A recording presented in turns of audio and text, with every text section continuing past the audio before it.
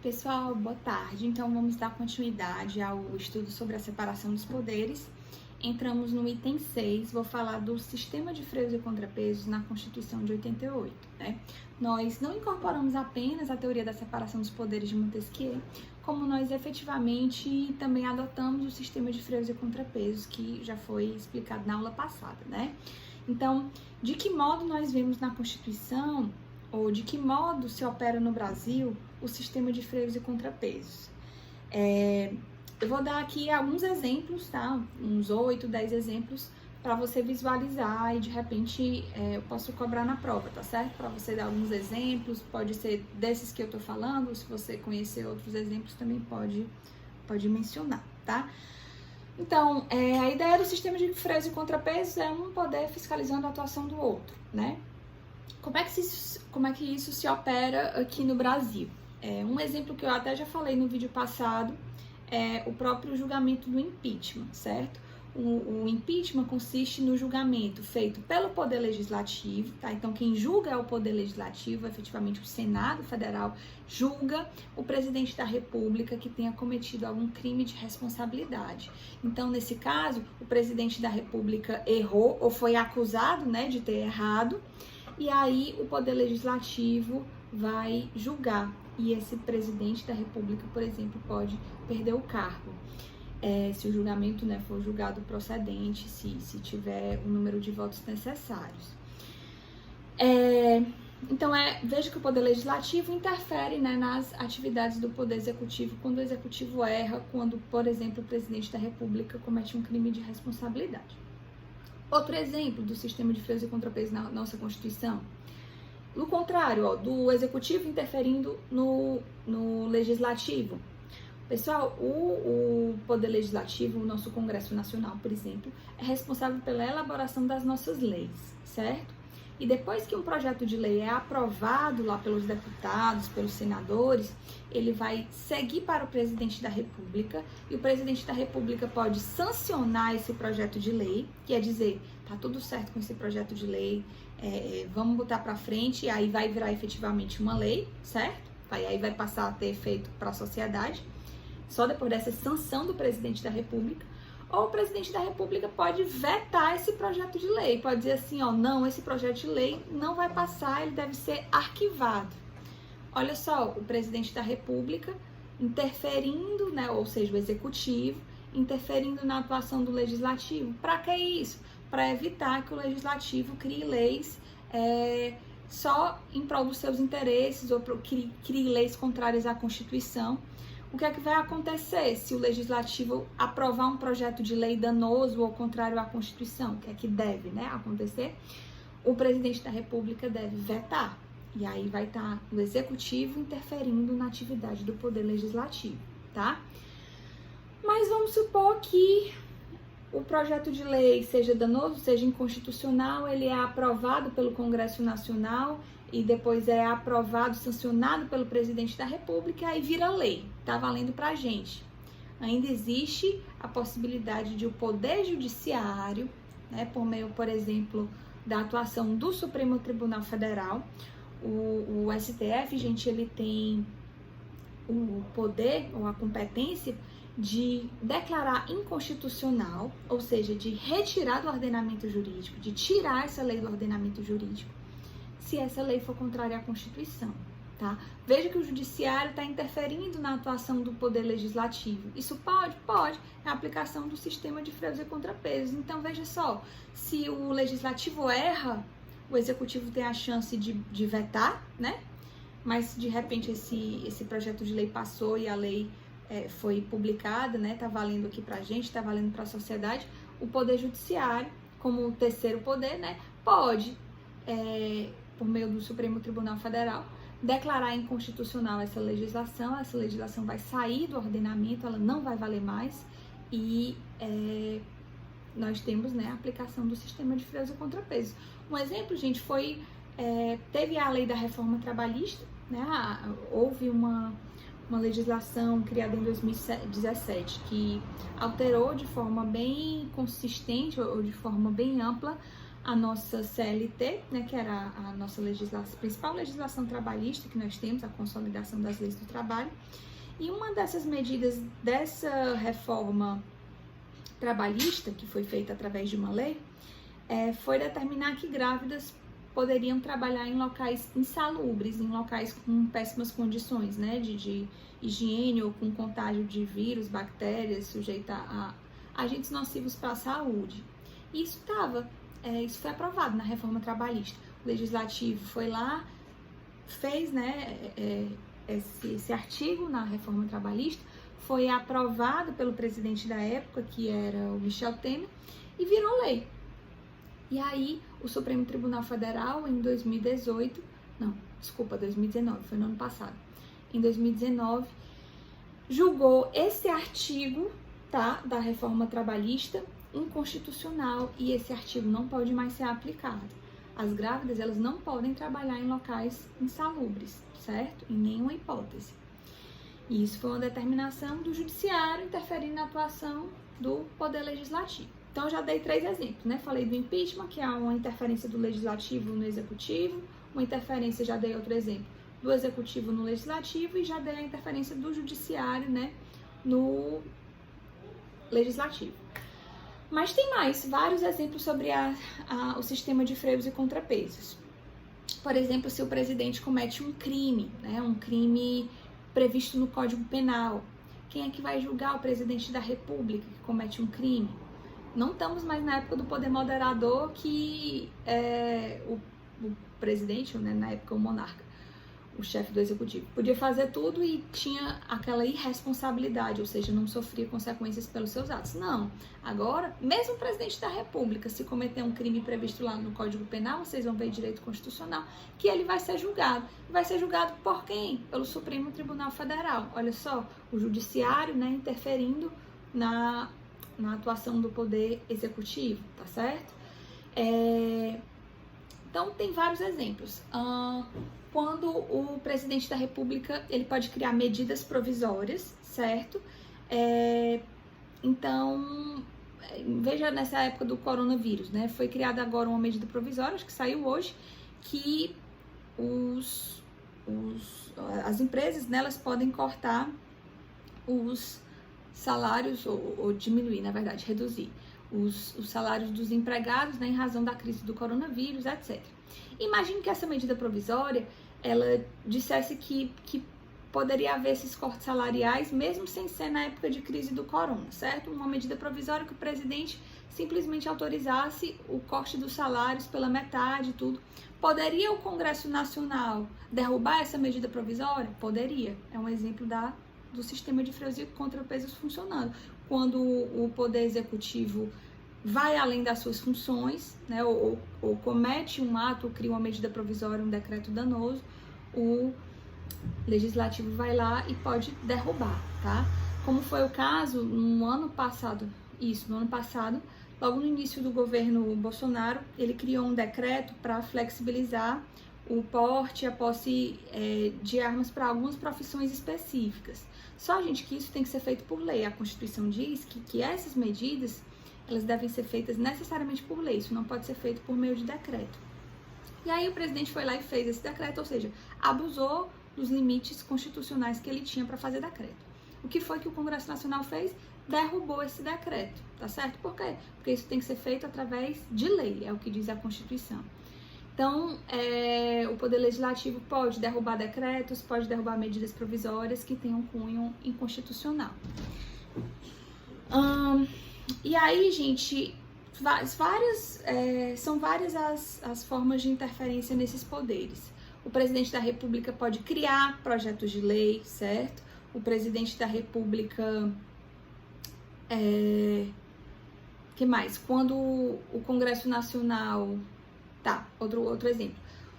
As contas públicas, elas são administradas pelo Poder Executivo, né? Qual é a função principal do Poder Executivo? Administrar as políticas públicas, as contas públicas, as receitas, as despesas, isso fica a cargo do Poder Executivo. Mas a cada trimestre, o Poder Executivo, ele tem que prestar contas de tudo o que recebe, de tudo o que gasta, perante o poder legislativo. E o poder legislativo vai fazer essa apuração juntamente com o Tribunal de Contas. Veja que a fiscalização das contas do executivo é feita, né, por outro poder, pelo poder legislativo, num claro exemplo da aplicação do sistema de freios e contrapesos, tá? Então, isso aí, gente, é só para você perceber a importância do funcionamento e da manutenção dos três poderes, para garantir, né, um equilíbrio e evitar que um poder ultrapasse as funções constitucionais e acabe realmente agindo de forma arbitrária. Passando para frente, o item 7, qual seria a finalidade da separação dos poderes e do sistema de freios e contrapesos? É justamente garantir o equilíbrio das funções estatais, né, e evitar que um poder abuse, que um poder acabe agindo de forma contrária à Constituição, né? Então, quando nós não temos poderes com limites, quando não tem estabelecimento de uma fiscalização, de estabelecimento de sanções, de consequências para os atos dos governantes, a história mostra que ela tende a ser abusiva, né? Tende a ser arbitrária, isso tende a trazer diversas consequências para a sociedade. Então, a grande importância desse movimento liberal que fez com que surgisse a separação dos poderes e depois o sistema de freios e contrapesos é efetivamente garantir um sistema para evitar o abuso, para evitar a arbitrariedade, para evitar inconstitucionalidades, né? No sentido que a nossa liberdade ela possa ser exercida, os nossos direitos fundamentais possam ser exercidos de forma plena, tá? Passando para frente, nós temos o item 8, a expressão poder, certo? É porque hoje, Paulo Bonavides é um desses autores, hoje existem alguns autores que criticam a expressão poder, que foi cunhada pelo Montesquieu, né, na elaboração da teoria da separação dos poderes. É que, atualmente, a ideia é que hoje não existe uma divisão do poder, certo? Aliás, não seriam três poderes, seriam, na verdade, três funções: a função legislativa, a função executiva e a função judiciária. Não haveria, portanto, três poderes, né? Mas três funções que seriam exercidas por pessoas diferentes e teriam competências, atribuições diferentes estabelecidas na Constituição. E aí, gente, é só um detalhe, porque como foi uma nomenclatura que pegou e é utilizada bastante desde o século XVII, século XVIII, até hoje se utiliza três poderes, separação de poderes, mas é só uma observação para você entender que não se trata especificamente ou exatamente de separação dos poderes, mas sim de separação das funções estatais, tá certo? Mas pode utilizar a nomenclatura de separação dos poderes normalmente, porque realmente é assim que ela é amplamente utilizada. Bom, passando para frente, nós temos a indelegabilidade das funções desses poderes ou dessas funções, atribuições que são destinadas a cada um dos três poderes. O que é que eu quero dizer com indelegabilidade, das funções? A ideia, gente, que um poder não pode delegar as suas funções para outro poder, certo? Então, o poder judiciário não pode chegar e dizer, olha, o STF, né? Não vou julgar esse caso, vou passar para o presidente da República. Ou então, o presidente, não quero sancionar ou vetar esse projeto de lei, eu vou passar para o STF. Ou, enfim, o que eu estou querendo dizer é, a indelegabilidade das funções é um princípio que vai dizer que não é possível que um poder delegue as suas funções para outro poder, certo? Fica cada um no seu quadrado, certo? Não podendo haver essa delegação de atribuições, delegação de funções. Só que a Constituição, ela pode estabelecer, às vezes, que um poder pode exercer um pouco da função de outro, mas isso só a Constituição pode dizer. Quando eu falo de indelegabilidade das funções, é que, por exemplo, a pessoa, né, por exemplo, o presidente, ele não pode chegar e delegar suas funções administrativas para o legislativo ou para o judiciário, e nem os outros, né, para o executivo e vice-versa. Agora, a Constituição pode estabelecer algumas funções típicas e atípicas dentro desses poderes? Pode. E aí é o que eu vou chegar no último tópico da aula de hoje, das funções típicas e funções atípicas dos três poderes. A Constituição pode estabelecer que algumas atribuições de outros poderes, por exemplo, uma atribuição do Legislativo, ela pode ficar em circunstâncias determinadas e excepcionais a cargo do Executivo. Algumas funções do Judiciário podem ficar a cargo do Legislativo ou do Executivo, é isso que eu estou querendo dizer. Mas isso só quando a Constituição determina e menciona expressamente quais são essas funções que são chamadas de funções atípicas, tá certo? De cada um dos três poderes. E aí eu vou falar quais seriam essas funções típicas e atípicas. Primeiro, as funções típicas, certo? Quais são as funções típicas dos três poderes? A função típica do Poder Executivo é a administração pública, ou a execução de políticas públicas, a execução das leis, você pode falar administração pública de um modo geral, né? O governo de um modo geral. É uma atribuição típica do Executivo. Qual é a função típica do Judiciário? Julgar, né? Julgar os conflitos, é isso que os juízes fazem no dia a dia deles. E a função típica, ou as funções típicas do Poder Legislativo tem duas.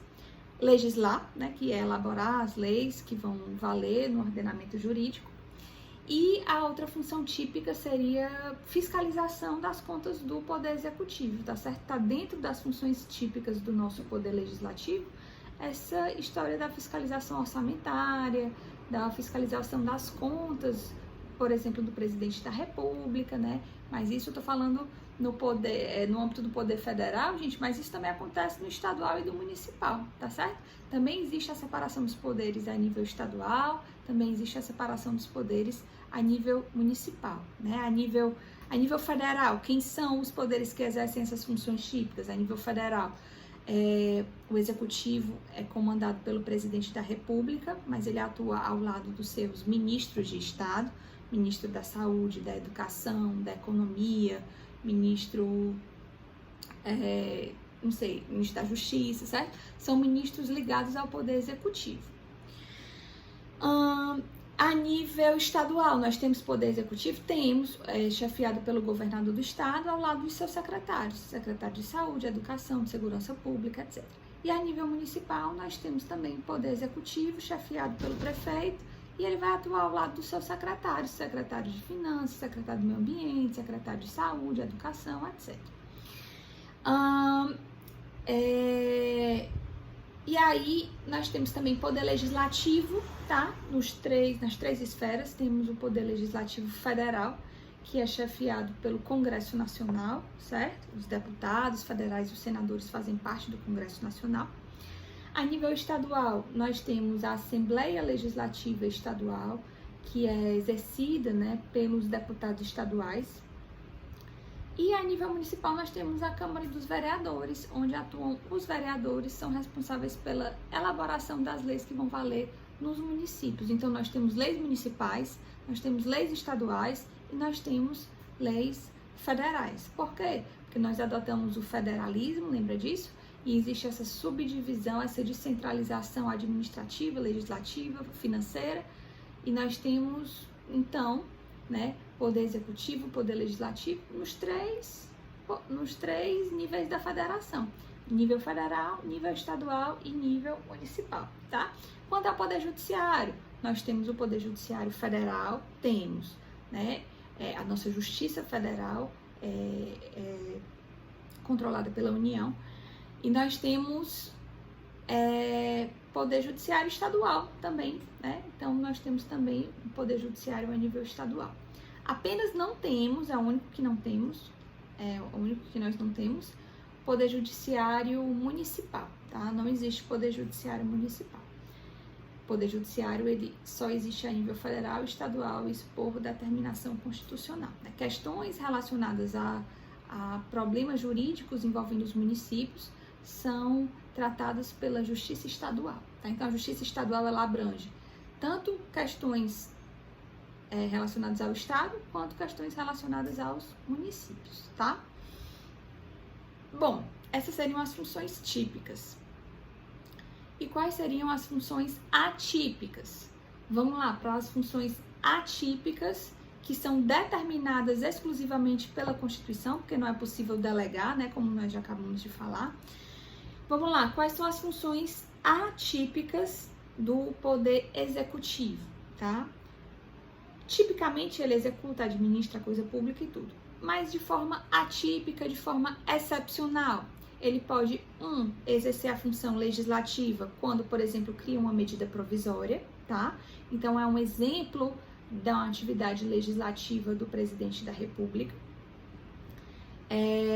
E ele pode exercer função judiciária ou poder executivo? Pode. Existem os chamados processos administrativos, que vocês vão estudar melhor lá em Direito Administrativo, tá? Mas, pessoal, olha só, o Detran é um órgão do Poder Executivo, tá certo? A Receita Federal, o INSS, são órgãos, instituições que fazem parte do Poder Executivo. Só que, se você tiver uma multa, você não pode recorrer lá no próprio Detran, não é isso? Né? Já ouviram falar disso? Pronto, quando você tem uma multa, você pode recorrer dessa multa no próprio Detran.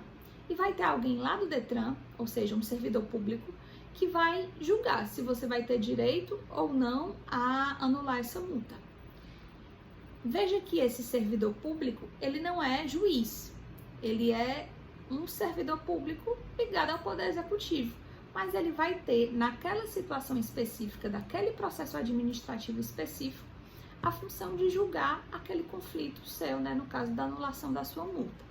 É um exemplo, tá certo? O julgamento de processos administrativos no Detran, no INSS, na Receita Federal, etc. São exemplos da atuação atípica do Executivo, que às vezes vai precisar julgar, certo? Não é o que o Executivo faz no dia a dia, ou não é a principal função do Executivo, mas de vez em quando o Executivo cria uma medida provisória, ou seja, está fazendo às vezes de legislador, às vezes o Poder Executivo julga processos administrativos e está fazendo às vezes de papel de julgar, tá certo? Então, essas são as funções atípicas do Executivo. Quais são as funções atípicas do Legislativo? Então, o Legislativo tipicamente faz as leis e fiscaliza a atuação do Executivo, mas de forma atípica, de forma excepcional, o Legislativo julga. Por exemplo, quando julga o presidente da República no processo de impeachment. Consegue perceber? A atuação do Senado, por exemplo, lá no impeachment da Dilma, foi de julgar.